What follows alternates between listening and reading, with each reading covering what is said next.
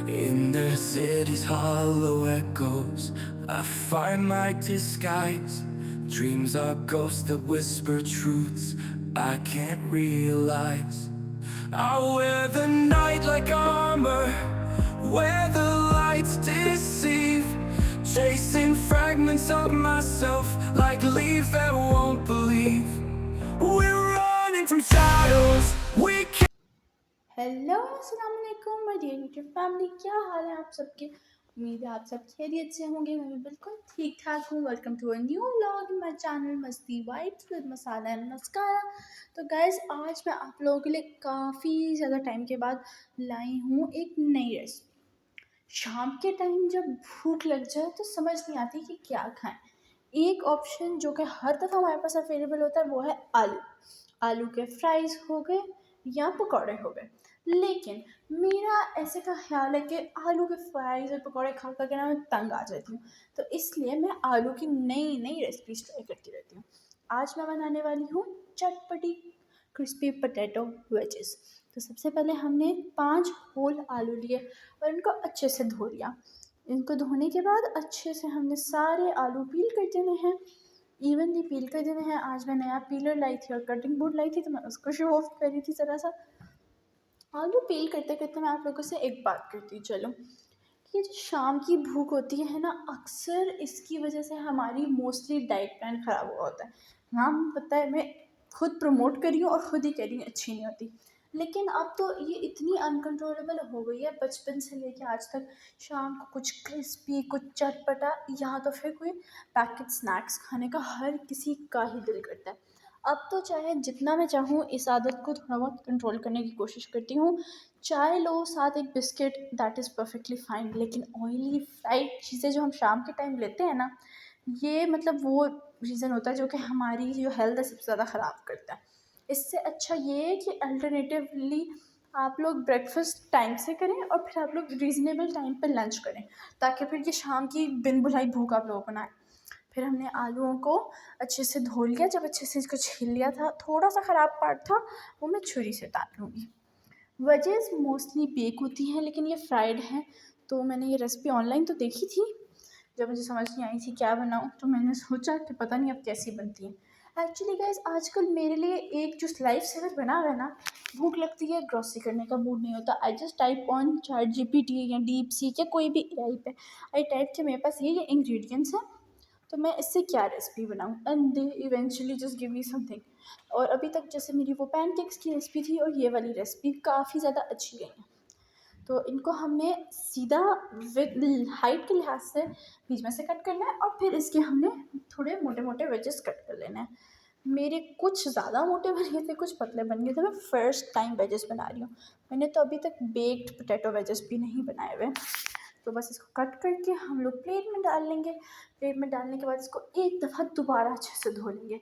अगर आप लोग चाहें तो इसकी स्किन ना पील करें। कुछ लोग टेक्सचर के लिए, जैसे कि रेस्टोरेंट्स वगैरह में, स्किन लगी रहने देते हैं, लेकिन मुझे ना पता नहीं तसल्ली नहीं होती स्किन के साथ खाने से। वैसे ना एक फ़ील आती है कि सही से धुले नहीं है।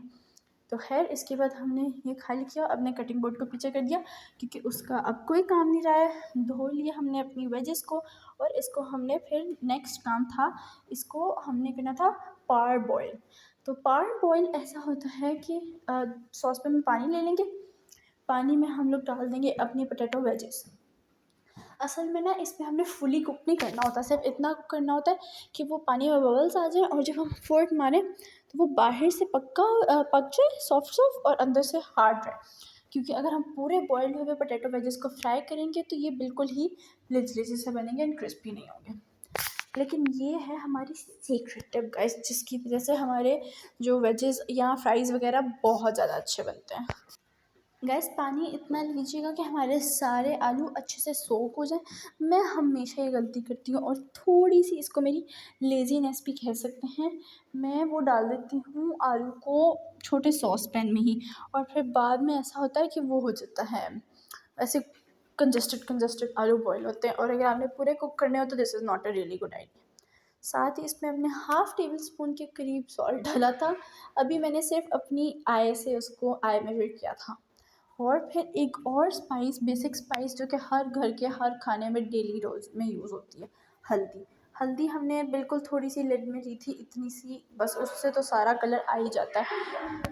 इस पे मुझसे एक और इतनी बड़ी गलती हो गई, मैंने अपनी मम्मा के चाय वाले सॉस पैन में हल्दी के साथ आलू बॉईल कर दिए थे, जिसको मुझे बाद में कितनी देर तक धोना पड़ा और इतनी मुश्किल से इसका आधा ज़्यादा कलर गया था। तो हल्दी तो कलर फ़ौरन ही पकड़ लेती है। ये हमारे रेडी हो गए थे, चूल्हा बंद किया, ऊपर से सॉफ्ट हो गए थे और साइड से ये लोग अब अंदर से अभी भी हार्ड थे। फिर हम इसका सारा पानी अच्छे से ड्रेन कर देंगे। बड़े ध्यान से, वैसे ये लोहे का सॉस पैन है, इससे पता नहीं कितनी दफ़ा मैंने अपना हाथ नहीं जलाया। एक कहानी बताती चलती हूँ। बचपन में भी ना मुझे कुकिंग का उतना ही शौक था और मुझे ना बहुत खुशी होती थी मम्मा की हेल्प करूँ। मैं छोटी थी, मैंने रोज़ा रखा हुआ नहीं था और मम्मा का रोज़ा था, कोई और रोज़ा था, लाइक रमज़ान वाले रोज़े नहीं थे, मम्मा ने कोई वैसे ही रोज़ा रखा। तो मैंने कहा आज मैं आपको इफ्तारी बना के दूँगी। तो एक चूल्हे पे फ्राई पैन पड़ा हुआ है, लाइक पूरा उसमें ऑयल है, घी है, सारा कुछ है। साथ एक ऐसे पड़े हुए है, प्लेट टाइप पड़ी हुई है, उसके ऊपर चिमटा पड़ा हुआ है और साथ वाला चूल्हा चला हुआ है। तो वो चिमटा गर्म होता गया, गर्म होता गया, होता गया। जब मैंने वो चिमटा उठाया और मैंने वो स्ट्रेन करने की कोशिश की, अंदर जो भी पड़ा हुआ था, तो मेरे हाथों के साथ वो चिमटा चिपक गया और मेरा पूरा हाथ फूल गया था गाइस, लिटरली। ऊपर से मामा के डर से कि मुझे डांट ना पड़ जाए, मैंने पानी डाल दिया, तो वो पूरा छाला ही बन गया था। अब हम लोग इसकी कोटिंग प्रिपेयर करें, जिसके लिए हमने मैदा, बेसन, ब्रेड क्रम्स और कुछ स्पाइसेस चाहिए और थोड़ा बहुत पानी। सबसे पहले हम 2 प्लेट्स में, एक में थोड़ा मैदा और थोड़ा बेसन डाल देंगे, लाइक अराउंड 1 टेबल स्पून, और एक में हम 2 टेबल स्पून, 2 से 3 टेबल स्पून मैदा और बेसन डाल देंगे। फिर इसमें हम अपनी स्पाइसेस ऐड करेंगे, जो कि थी चाट मसाला, काली मिर्च और नमक। मैंने थोड़ी कम डाल दी, जबकि हमें चटपटा बनाना था, फिर भी मैं डर डर के डाल रही थी, तो बाद में टेस्ट इतना नहीं आया था। पहले हम ये दोनों के ड्राई बैटर्स मिक्स कर लेंगे अच्छे से, और फिर इनमें से एक को हमने लेके उसमें डाल देना है पानी और उसकी बना देनी है अच्छी सी पेस्ट। पेस्ट ना ज़्यादा थिक होनी चाहिए, ना ज़्यादा थिन होनी चाहिए। मैं तो प्रेफर करती हूँ अपनी को हल्का सा थोड़ा लाइक थिन रखना, ताकि फिर हमारे जो कोटिंग है वो इवनली हो जाए। ये वाली पेस्ट का अक्सर होता है कि जैसे जैसे आप कोट करते जाते हो ना, तो वो जो होल फूड होता है उसके पार्टिकल्स की वजह से थिक हो जाती है। तो जब कोट करते जाओ, एक आधा बैच कंप्लीट हो, उसके बाद मैं थोड़ा सा और पानी डाल के उसको थोड़ा पतला कर लेती थी, ताकि वो हमारा काम ना खराब हो। फिर हमने एक प्लेट में ब्रेड क्रम्स निकाल दिए। तो ये 3 हमें चाहिए थी अलग अलग चीज़ें for our coating. Bread crumbs मैंने इतने ज़्यादा भी नहीं निकाले, इतने थोड़े भी नहीं निकाले, कि इतनी कोटिंग का सामान तो मैं तो हैरान ही हो रही थी कि इतना सामान क्या ज़ाया नहीं होगा। लेकिन खैर, ये हमारी जगह हो गई थी सेट, चीज़ें रेडी हो गई थी। उनको भी मैंने साइड पे किया, सारी प्लेट्स को। अब मैंने कहा चलो बन्नी को अच्छे से साफ़ कर लेते हैं, क्योंकि फिर मम्मा से डांट पड़ती है कि किचन गंदा छोड़ दिया। एक्चुअली मेरी मम्मा की शुरू से आदत है कि वो किचन में काम करती है तो साथ साथ ऐसे किचन साफ़ कर देती हैं। तो मुझे भी ना उस लिहाज से करना पड़ता है, वरना फिर ऐसे सारा गंद डाल दो तो अच्छा नहीं लगता कि मम्मा साफ साफ रखें और फिर मैं 1 सेकंड में आके तूफान मचा दूँ किचन में, जैसे कि मम्मा कहती हैं। फिर ये हमारे आलू जो कूल डाउन हो चुके थे और ड्राई भी हो चुके थे, साथ हमारा ये बैटर रेडी हो गया था, ये ड्राई मिक्सचर और ये ब्रेड क्रम्स। तो असल में अब हम इनको सेट करते हैं ऑर्डर वाइज। तो सबसे पहले हम लोगों ने अपनी चीज़ें वो ड्राई फ्लावर में कोट करनी है, फिर हमने अपनी चीज़ें वो वेट बैटर में और फिर ब्रेड क्रम्स में। उतनी देर में साथ ही साथ मैंने ऑयल गर्म होने रख दिया था। ऑयल जितनी देर में गर्म होता है, हम लोग सारी चीज़ों को ऑर्डर में रखते हैं और सारा कुछ सेट करते हैं, बन्नी साफ़ करते हैं, अपने पोटैटो वेजेस को भी साथ रख लेते हैं। फ्लेम हमने इतनी ना हाई रखनी है ना लो रखनी है। अगर लो रखेंगे तो हमारे फ्राइज़ लिजे हो जाएंगे, हाई रखेंगे तो कच्चे होंगे। मीडियम फ्लेम रखेंगे तो वो बीच में से भी पक जाएंगे। मेरे शुरू में जब हाई फ्लेम थी ना, तो मेरे शुरू वाले थोड़े से कच्चे कच्चे रह गए थे, लेकिन फिर भी मैनेज्ड। तो अब हम इसको कोट करके फ्राई करने डालेंगे गाइस, बड़े ध्यान से। मैं तो कोशिश करती हूँ कि उस चूल्हे से हटा के पहले जब डाल रहे हो, और फिर मतलब पहले चीज़ें डाल लें और फिर उसको फ्लेम पे रख दें, ताकि ये ना हो कि हाथ जल जाए। मुझे तो अब ऑयल से और ये चूल्हों से तो बहुत ज़्यादा डर लगता है, जब से मेरा हाथ जला हुआ है। कि ब्रेड क्रम्स में कोट तो किया था, लेकिन गाइस अब ये वेजेस से ज़्यादा वो जो बाज़ारों से क्रिस्पी वाले फ्राइज़ बनते हैं ना, मिलते हैं, वो लग रहे थे। तो मैंने ज़्यादा नहीं बनाए। आप लोग भी कोशिश करेगा कि 3-3 4-4 करके ही बनाएं, वो 2-4 बैचेस ना बनाएं। ऐसे ज़्यादा से ज़्यादा डालेंगे, ओवर क्राउडेड हो जाएंगे तो टूट जाएंगे। अभी भी थोड़े थोड़े में से ऊपर से मेरे ब्रेड क्रम्स उतर रहे थे, लेकिन वो फिर भी सही है। ये देखिए सिजलिंग की कितनी साउंड आ रही है और कितने गोल्डन गोल्डन क्रिस्पी क्रिस्पी लग रहे हैं हमारे। ये देखिए इस फ्लेम पे तेज़ थी, मैंने ऐसा करती जल्दी से, और ये वाले हमारे शुरू वाले 4 थोड़े से कच्चे रह गए थे। ये भी इतने ज़्यादा गोल्डन हो गए थे और बिल्कुल ज़िंगर स्ट्रिप्स की तरह लग रहे थे। मुझे वैसे ये आइडिया आया कि अगर हमने ज़िंगर की भी कोटिंग करी ना, ज़िंगर स्ट्रिप्स बना सकते हैं। सेम रेसिपी, सेम कोटिंग वाले मटेरियल्स रखिए और फिर हम लोग बना सकते हैं। फिर मैंने इतने प्यारे तरीके से मम्मा को सर्व किया था, जैसे बिल्कुल रेस्टोरेंट के पोटैटो वेजेस लग रहे थे।